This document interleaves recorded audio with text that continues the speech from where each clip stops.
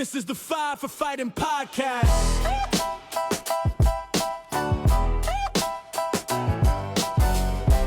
This is the Five for Fighting podcast. Fantasy hockey, breaking down the lines, matchups. Hello, everybody, and welcome back to the Five for Fighting podcast, Olympic mini-series, episode 3. Tonight, we got 3 original members of the Lake Melville Extreme Minor Hockey Association coming at you tonight. Zach is away with some family stuff, so we're going to take you through the big win Canada had today, 10-2 over France. Tom Wilson with the Gordie Howe hat trick. What do you guys think of all that? Man, it was the fun game to watch. See the boys just kind of unleash a bit of firepower out there. Celebrini, 2 goals. Beauty penalty shot. Good move on Coop, letting him take it. Just started off a little slow, I guess. Let France sniff around for a bit, but I kind of shit my pants there for a second when they scored that first goal 13 seconds after we did, but yeah. We came back pretty quick after that, but had a moment of what's going on. That was good. Yeah, for a little bit there, it looked like it could be a game. And then by the end of it, it was like we mentioned about how tight-knit the international teams are, how they're catching up. And I said, it's not like anyone's getting blown out 10-0 anymore. Well, we got 10-2. So, yeah. So what do you think of Benner letting in 2 goals on only a handful of shots there? I think we roll with Benner the rest of the way, or are we going to be going with Thompson on the next one? I don't know. It's hard to say what Cooper's going to do. Like I said, both of them had great games, and he did make a couple good saves in that game. They never had a whole lot of shots, but who knows? It could be Thompson. It could be Kemper. You never know. In today's game, I didn't feel like the goals were really entirely Benner's fault. It was massive defensive breakdowns. I kind of hold the whole team accountable for that one more than pinning it just on him. And I think the team's pretty committed to him at the moment. I don't see him switching it. Yeah, it's not as bad as Swayman getting scored on from the red line. Oh man, that was bad. That brings me back to our days of the fucking Lake Melville Extreme Minor Hockey when I was a goalie. I was gonna say when you were in net. Yeah, I was the Irving Cup, I think, the first time we were there. Yeah, counting screws in the roof, center ice shot. I remember scoring a goal on Jack Evans. If you guys remember him, and he was a tiny guy. But I remember throwing a backhand from outside the blue line, just this big aerial to dump it in, and it ends up lobbing over Jack. I'm like, oh, the poor guy. Takes out the pitching wedge. Yeah, pretty much. So, Devin, you wanted to get into a game placement today. A team ended up in Canada's bracket with an overtime loss. Yeah, it was the big one was Czechia. They lost to the Swiss, and by doing so, if they had won that overtime, they would have been slotted higher. I think somewhere like 5 or 6, but they ended up dropping down to 9th. So, but now it's Czechia versus Denmark, and the winner of that will go in to play Canada, as opposed to the other one, they would have went a different route. But yeah, by losing today in overtime, that goal really bumped them into a really tough path. Good. And Tom Wilson fighting in the Olympics where you're not allowed to fight. I don't know if it was much of a fight. It was more of a wrestling match, but he kind of threw him to the ground and then ran away as soon as Wilson got back up. Got the refs to protect him a little bit there, but yeah, little wrestling match. I don't think he's getting any. There's no discipline coming down for it, I don't believe. But no, yeah. I think they come back and said the game misconduct served fine, and he's ready for the quarterfinals. I guess no harm, no foul. It was, like I said, just a bit of a wrestling match. He did get the Gordie Howe hat trick at the Olympics, so it's not many fellas could say that. And who better than Tom Wilson to get a Gordie Howe hat trick at the Olympics for Canada? I mean, we've been talking about why he deserved to be on the team. It's that combination of physicality and skill. I mean, goal, assist, and 27 penalty minutes. Enough said. Yeah, dude's a menace. More than anything, like I can't remember the player's name, but the guy hit Nate right? That was kind of what Yeah, instigated. And then he was kind of jawing at him. Tom's like, enough of you. And I think even more than anything, it just kind of sent a message of like, look, I know it's Olympics. I know it's not common, but if you're going to take a liberty with our star players, that's what I'm here for. yeah, Fuck around, find out. and he did rock Nate too, Yeah. but There was a bit after because they interviewed Nate and they're like, what did he say to you? Because it looked like he came over. Nate's like, well, he said sorry. And Buddy was like, what do you say? He's like, I don't know. Thanks for saying sorry. You could tell Nate's like, what a fucking idiot. Like, I just wanted to hit him. Nate was ready to throw a helmet at him, sure. Yeah, he's well practiced in that department. Big Frenchman. Yeah, he gave Wilson a flick. Like I was surprised how quickly he flicked him, but yeah, as soon as Wilson got up, Buddy ran as quick as he could, right behind the two and referees. this one thing I forget who it was. I think it was Belmare. Is it Belmare? He was saying that they're not gonna go out and win, or they're not expected to win, and their best player is not as good as Canada's worst player, and they understand that, but they still Yes. are gonna go out there and be respected and kind of earn the respect and No, for sure. play hard. So you get a chance to line up Nate McKinnon, and absolutely, he might have stumbled. Forget what happened. Did Nate stumble forward, or he was down low? Either way, it was a bit of a weird hit, but he followed through with it and absolutely crushed him. Those guys will have stories for the grandchildren in the future. It'll be, yeah, I scored against Canada, boy. Mm. Legit hometown hero for that one. Straight up. They Yeah. got her.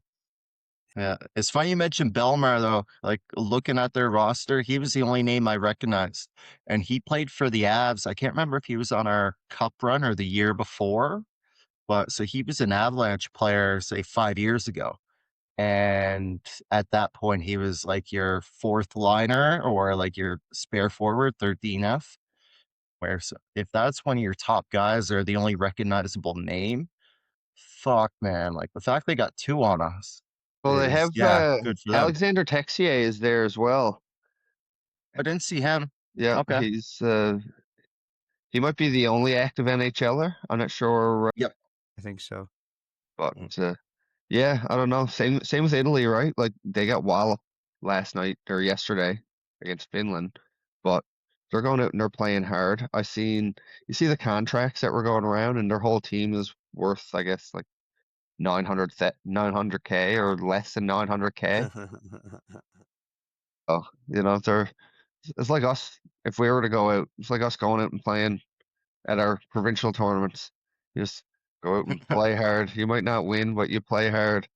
Although we did win a couple. I won a couple with both of you fellas, different years. Yeah. Yeah. Yeah. What's Yeah. Team Canada worth? Got to be close to 200 million. I forget what it is now. I remember looking at it, but I was more focused on the France's and the Italy's, and Italy was the lowest. They don't have any professional players or any. I shouldn't say not any professional players, because I'm sure they're all playing some form of professional hockey, but no active NHLers. Again, one of my takes didn't go my way. But when I looked at the lineup initially, they had Marner, Stone, and Crosby. And I didn't really like that at the gate. And in the first 3 games, they've been one of the top lines we've had. Stone looked amazing. Got another shorty. He had that little backhand sifter too on the breakaway. Like to have that touch to just like lightly feather it over the pad like that. Beauty. And Sis got 6, Stone got 4, and Mitchie got 4. So they've combined for 14 points in 3 games. Boys are humming. Yeah, and no hate to any of them, but I'd love to see Stone get maybe bumped up to play with Nate and let Suzuki come back and play with Crosby. Love my boy, but he's definitely struggling out there. You see he's kind of out of place. He's playing well. I was looking at his stats today. He's got a goal in the first game, and he's averaging about 13 minutes a game and 3 shots a game. But he just seems a bit out of place there, and I think maybe put him on with a guy like Sid, and let Stone do his thing. Stone and Nate, they'd be 2 tough customers to play against, but who knows? Marchand's back in tomorrow, so never know what's going to happen. So I just looked it up. 177 million was the roster total for the four nations. So like, it's Okay. obviously a little bit different for the Olympics, but pretty damn close to 200 Yeah, million pretty versus close. 900K. Right. Yeah. Yeah. No, I'm with you too, Billard. I think I mentioned that in one of our chats earlier. The one line that hasn't really been popping off to me is McKinnon line with Suzuki. Not that they've been bad or anything, but I'm expecting if you're looking at a McKinnon line, it be a bit more explosive, and it feels like the boys are just not quite finding their groove yet. No, I So agree. might be an option to switch them around a little bit or just give it time. Who knows? But And Cooper hopefully has soon. been, kind of moving pieces around and playing fellas, and he made the first line what it is here now. Arguably, like we said last episode, maybe the best line that Canada's ever iced. And they're humming along, but everyone seems to be playing well. No one's playing poorly. No, exactly. And one thing too, like he's really spreading the load there. Like Yep. that was one thing I've noticed is the only player I've seen go over 20 minutes was Kale, like as a Swiss. I think he played 2150 or in that range. And But that's everyone pretty else, like, understandable. yeah, and that's what he'll do. But any of the forwards, I haven't really seen anyone hit over 18. So they've really been sharing the load, which is great. When you've got a team that with that much depth, might as well take advantage of it. So in other news, the Canadian women beat Germany in quarterfinals. They're heading to the semifinals now tomorrow. Who are they playing tomorrow? Switzerland. Switzerland. That's right. So yeah, semifinals tomorrow. Canadian women. I think it's 1 o'clock here in Alberta. Yeah.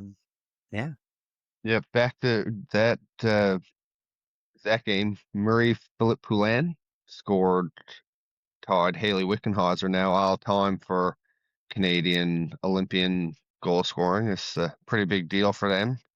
She popped another one now in the semis, and pretty big company, Haley Wickenhauser. Yeah. All Take time it out great. right. Current Toronto Maple Leaf. Yeah, The only winner in that organization at the moment. Yeah.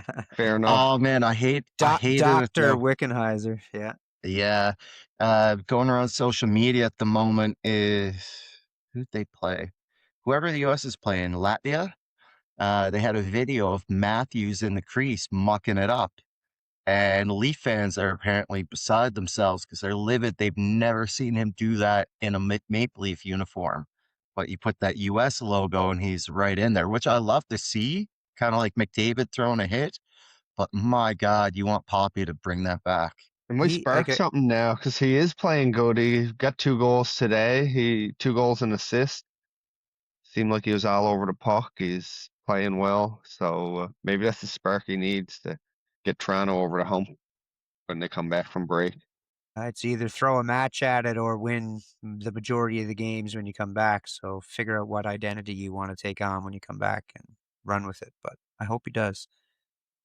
They got like 2, maybe 3 weeks max before the trade deadline. That might even be an exaggeration, but basically that opening week, I think is going to decide everything for Tree Living, right? So if you have Matthews playing well, Willie hasn't been bad either, especially with the groin injury. So yeah, very much hoping guys like that can bring it back to the NHL game when they return.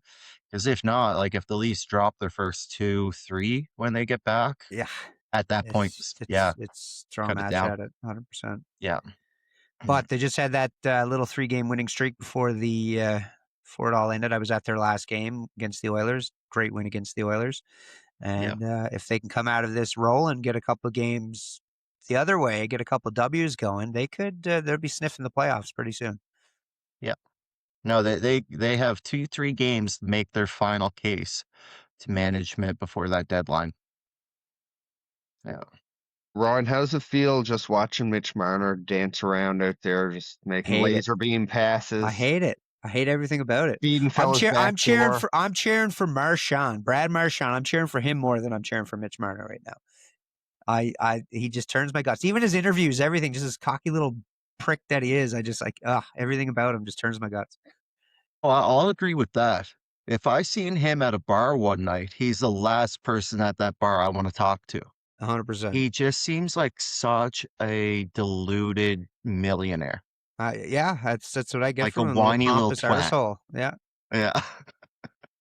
He grittied at his own wedding, so Yeah.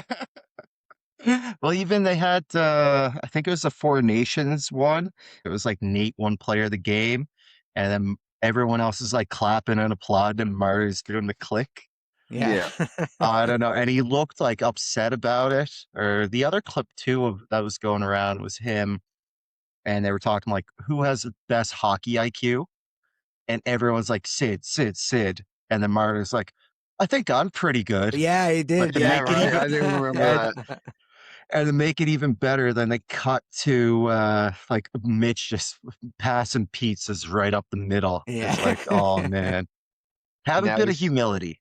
now he's Like playing he's with Sid. good, he's phenomenal, but have a bit of humility and common Yeah. sense there. No, he's just one of those. He's one of those kids. He's been great his whole life, and I don't think he's really lost much his whole life. And then he went to Toronto, and there's huge expectations, and from They day treat one, us and like gods. they never ever won. And now he might win.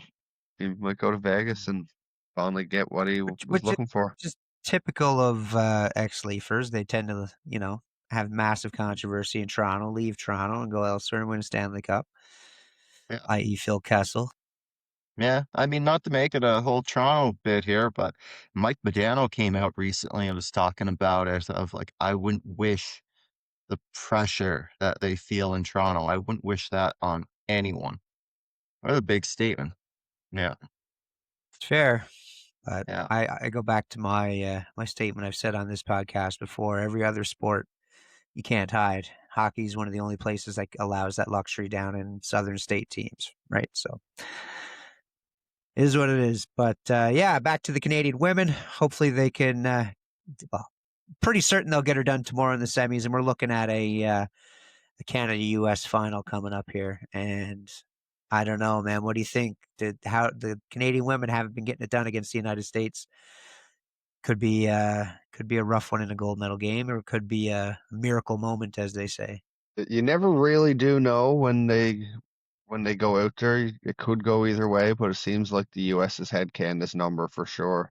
They seem to be the powerhouse in women's hockey these days. They should walk through Swiss tomorrow, and US got a tougher test against Sweden, but not seeing them falter there. So, but the one thing I will say is whether it was Canada was a favorite or the US was a favorite, going into the tournament, like the other team might have blown them out in the preliminary, but by the time they get to the final, like you get that gold medal game, and usually we're getting an overtime, we're getting a tight one anyway. So even though we got shut out 5-0 in that opener, I'm hopeful we're gonna have a matchup. It shouldn't be a blowout either way. I'm expecting a 1-2 goal game. Those girls are gonna play their heart out, and I'm hoping we can turn the tide and get that one. Get the one Me, that matters. that's Right? that's you took the words out of my mouth. I was going to say we Yeah. might have lost 7 in a row this year, but to get the gold medal, none of it would matter at all. Yeah. All right, folks. Well, that's it for our episode 3 Olympic mini series. Just coming at a quick and painless here for these ones, just to cover the games and stuff. Big win for Canada today, 10-2 over France. We got to buy into the quarterfinals. Canadian women going to the semifinals tomorrow. And yeah, all eyes on gold. Take care, everybody. See you at the next one, guys. Later. This is the Five for Fighting podcast. Hold up there, boys. Before we close it out for the evening, I don't know how we go the whole show without talking about the one and only Connor McDavid. The guy's on a quest for the Olympic gold, but he's also on a quest for Olympic record. Right now, he holds the record for most points in a single Olympic with, I think, 9, so averaging a point per period right now. And we're not going to talk about that somehow. I mean, it's crazy to me. He's 5 points behind Crosby, who holds the record for all-time points by a Canadian. And then you have Koivu, who holds the record for most points in a single season, or a single Olympic. with 11, and he's 2 points behind that with most likely, 2-3 games to go, I think, until the gold medal game. So I think he might even be able to break Crosby's record of 16 points right now. So no, before we go off there, you can't forget to mention the one and only best player in the world, and I don't think we can argue it anymore between McKinnon and Crosby. So with that, we can close out now. So have a good night, guys, and we'll be back to this Tuesday. Have a good one, boys. This is the Five for Fighting podcast.